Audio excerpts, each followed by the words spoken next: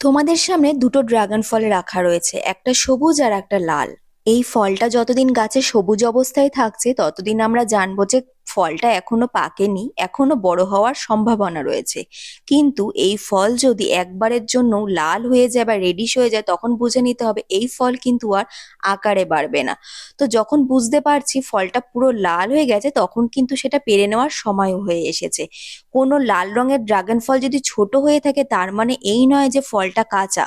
ফলটা অপুষ্টির কারণে ওরকম শুকিয়ে লাল হয়ে গেছে। অনেকেই আমাকে অনেক কিছু বলেছে আমি ফেক ভিডিও করছি, এটা এই ফলের গাছ না, তাদের বাড়িতে রয়েছে তাদের গাছে ফল হয় না।